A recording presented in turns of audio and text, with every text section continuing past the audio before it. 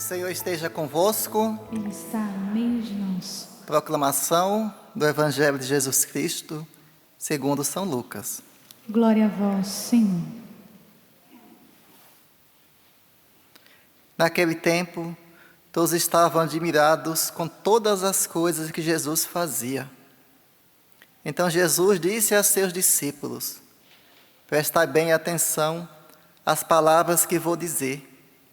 O Filho do Homem vai ser entregue nas mãos dos homens. Mas os discípulos não compreendiam o que Jesus dizia. O sentido lhes ficava escondido, de modo que não podiam entender, e eles tinham medo de fazer perguntas sobre o assunto. Palavra da salvação. Glória a vós, Senhor. Podemos nos sentar, por gentileza? Quero acolher mais uma vez você aqui no nosso santuário para as misericórdias, você que é peregrino, bem-vindos mais uma vez. Você que veio de longe, que bom que você está aqui, viu? Aqui é a sua casa. Com toda essa novidade do tempo, ficar distante um do outro, números reduzidos, mas aos poucos nós vamos entrando na dinâmica do tempo. Então que bom que você está aqui. A liturgia de hoje, a primeira leitura lá do livro Eclesiástico, vai nos convidar, vai tratar, aliás, de um tema muito interessante, que é sobre a vida. Dizem que a vida é passageira, tudo passa. A vida é passageira e existe um tempo para despertar. E esse tempo para despertar é o hoje, é o agora, é esse momento que você está vivendo que chama-se hoje. Mas tem que ter muito cuidado para não perder tempo. Para não perder tempo e as coisas não ficarem depois no arrependimento. O tempo passou e eu não fiz nada. O tempo passou e a idade que eu cheguei. Tem tempo de depositar a sua vida nas coisas de Deus, naquilo que é certo. Não naquelas coisas que são passageiras. É isso que o texto hoje quer dizer para nós.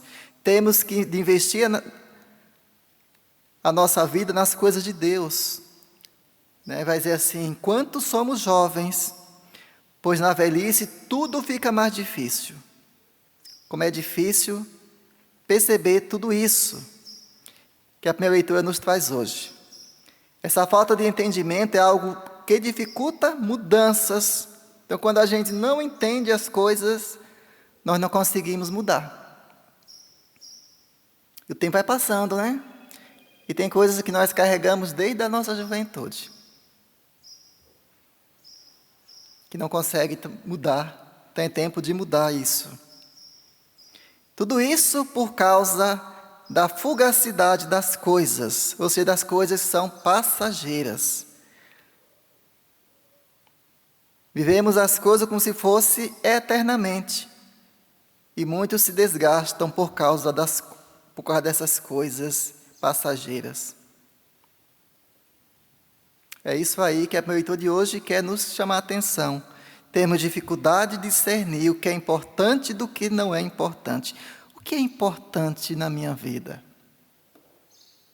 O que é importante que eu faça hoje? O que não é importante? Tem coisas que para você é importante e para o outro não é importante. Tem coisas que para mim é importante e que para o outro não é importante no dia a dia. Então, quando você acordar de manhã, faça uma lista de coisas essenciais, de coisas importantes que você vai fazer naquele dia e coisas não tão importantes que você vai fazer naquele dia, que é para você aproveitar bem o seu tempo. O que acontece muitas vezes, chega no final do dia, nossa, o dia parece que foi curto. Fiz tanta coisa e não fiz nada. Porque tem coisas que não são importantes para aquele momento, Então, dá qualidade naquilo que é importante. Às vezes damos valor a coisas insignificantes, coisas passageiras, e descuidamos das coisas que realmente têm valor. O texto pede que se aproveite bem a vida, mas com responsabilidade, buscando entender a dinâmica da vida, para que no futuro não haja tantas amarguras. É desse entendimento que fala o Evangelho de hoje, o qual os próprios discípulos tinham dificuldade de compreender. Eles não compreenderam quando Jesus falou que ia ser entregue na mão dos homens, que ele ia morrer. Mas como? Então não entenderam, né? Aquilo ali. Imagina nós também que estamos aqui. Se eles estavam com o nosso Senhor todos os dias, não entendem, imagina nós, né? Que somos mais difíceis de entender ainda, que não estamos com Jesus pessoalmente. A primeira leitura de hoje nos ajuda a entender o Evangelho de hoje, quando os discípulos, apesar de se admirarem com as coisas que Jesus fazia, não entendiam. Porque ele ser entregue nas mãos dos homens sofria muito. Não entendemos muitas vezes, porque Deus permitiu que Jesus fosse entregue e passasse pela cruz. Isso nos amedronta. E preferimos apenas ver a glória da ressurreição e nos esquecemos da cruz. Porque nem sempre é fácil passar pela cruz, né? Cruz significa sofrimento, significa renúncia, significa entrega, significa solidão. É você sozinho que vai enfrentar a cruz, ninguém mais. A dor que enfrenta somos nós. Outro pode até chegar para você, aguenta firme, né? Tem esperança, tenha fé em Deus, mas a dor quem sente, quem é? Hein, gente? Quem sente a dor? Nós não, eu. Não é? Fala eu. Quem é que sente a dor? Você e eu, não é o outro que está de fora. Conta para vocês uma coisa bem particular minha, bem particular mesmo, né? Eu descobri em 2018, claro que tinha muito mais tempo já, né, claro, que eu tinha depressão.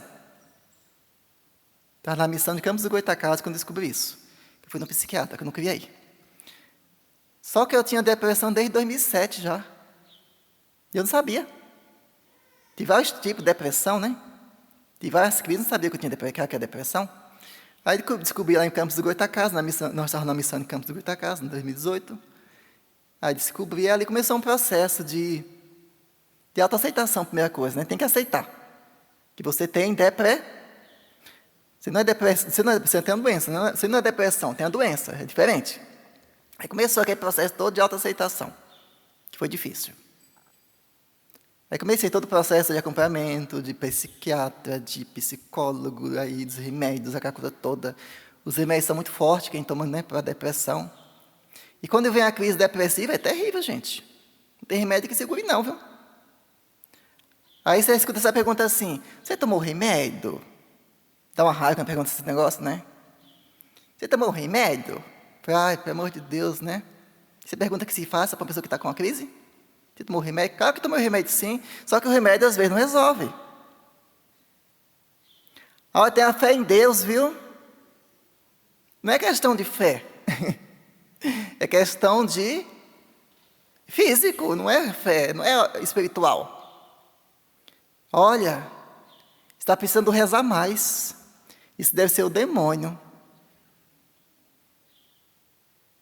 Só que se você não consegue se compreender, se autoconhecer, você vai pensar que é o demônio mesmo. Só que não é demônio, é nosso físico.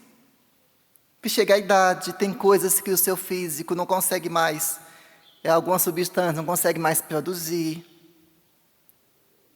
O hormônio do humor, da alegria, eu não tenho mais esse hormônio da alegria, do humor. Ai, padre, isso é tão para cima, você que pensa. Já fui mais. Nem parece que tem, nem parecer ter. É diferente. É cruz, gente. Eu estou numa crise dessa, estou desde terça-feira, mas graças a Deus estou saindo. É cruz, nos esquecemos que para chegar na agora tem que passar pela cruz. Há também os que, por falta de entendimento, querem desviar-se do caminho da cruz, buscando segurança em outros caminhos. O desvio da cruz, o desvio do caminho de Jesus é que gera tanta insegurança. Se não confiamos em Deus, em quem vamos confiar? Se eu não confio em Deus, vou confiar em quem? Você vai confiar no outro? Claro que não. Porque a nossa confiança em Deus também nos leva a confiar no outro. Mas Deus não se vê, que Deus é Espírito. Então como é que eu vou confiar numa coisa que eu não vejo? Isso é fé. Isso é se lançar no desconhecido. Um povo que não confia em Deus, jamais confiará em seu próximo. Assim, busca-se segurança nas grades e muros da nossa casa, mas dentro fica um tremendo sentimento de vulnerabilidade, porque nenhum sistema de segurança preenche esse vazio de Deus. Olha como é que estão nossas casas hoje, né? Os muros bem altos, cerca elétrica, né? Cerca elétrica, às vezes coloca 4, 5 cadeados no portão. Todo sistema de segurança, tem até câmera às vezes, né? Mas dentro de si é um tremendo vazio. É uma insegurança terrível. Bem assim é o homem sem Deus.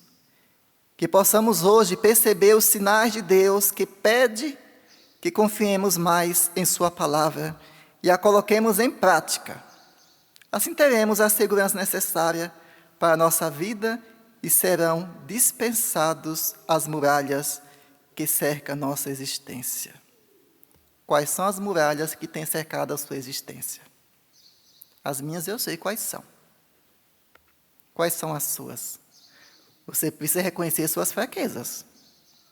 Para que se enganar, gente?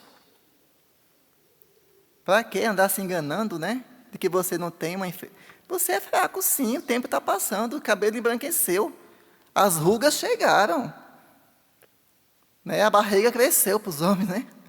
O cabelo caiu, aí a testa, como é que está maior? Cada dia passa, a testa fica maior. Passou o tempo, você não é mais um jovenzinho de 15 anos, 8 anos. Eu vi uma foto minha esses dias que eu fiquei assustado. Falei, menino do céu, que pessoa feia é aquela, só tinha dente. Eu estou bem melhor, graças a Deus. Falei, meu Deus do céu, onde é que achou essas fotos? Foi uma irmã minha de comunidade, está na missão de Portugal, que é a Nilza, que achou. Falei, Nilza, você achou essa relíquia, Nilza? Falei, filha, deleta essas fotos aqui no seu não, viu? Passou aquele tempo dos dentes grandes. Hoje é outro tempo, né? Chegou a idade. Então, para que se enganar? A cruz. Abraça a sua cruz, porque é só sua, a sua cruz é solitária mesmo. E é você que vai ter que enfrentar. Querendo ou não. É você que vai ter que enfrentar. Para chegar à ressurreição é preciso passar pela cruz. Não adianta. Ou você abraça a sua cruz, ou vai ser uma pessoa resmungona. O tempo inteiro é resmungar. E resmungar vai depois gerar murmuração. E você vai ser uma pessoa totalmente minada. Certo? Vamos ficar de pé e rezar um pouquinho só, que o tempo já passou. Com as suas palavras. Peço ao Senhor a graça de você não desistir da sua cruz. Que você aprenda a ver bem a sua etapa que você está vendo hoje.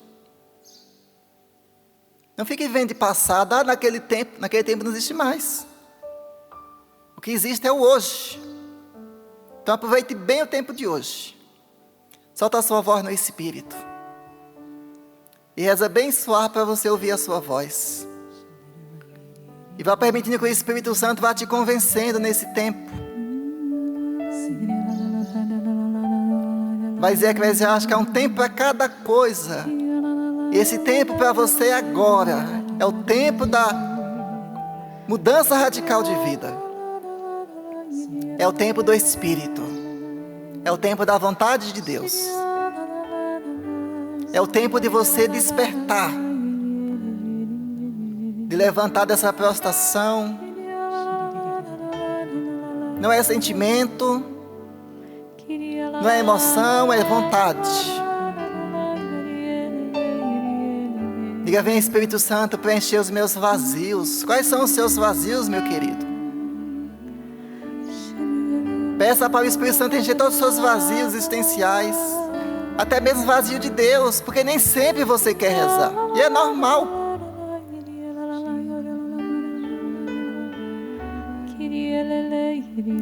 Nem sempre você quer estar com o outro, é normal.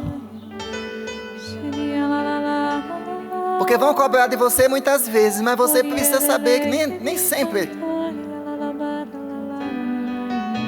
você tem disposição. Não sei quais são as suas lutas, quais são as suas guerras interiores, mas agora permita que o Espírito Santo te ajude. Vá te levantando das suas quedas. Vem, Espírito Santo de Deus. O salmista vai dizer que o Senhor é um refúgio para nós. Se refugie em Deus. Se refugie no Senhor. Pega a sua cruz, abraça a sua cruz. Aceite. Diga assim: Senhor, eu vou continuar contigo. Não sinto nada. Não te vejo, mas eu vou continuar. Porque é o Senhor que nos sustenta. É o Senhor que nos levanta. Porque eu sempre perguntar para você: você tomou o remédio? Você está rezando? É o capeta, vai vir sempre essa frase. Mas você vai dizer assim: não, estou na cruz do Senhor. Obrigado, Senhor. Obrigado, Espírito Santo. Obrigado ao Pai. Te entregamos nessa tarde, Jesus, toda a nossa vida, o nosso coração.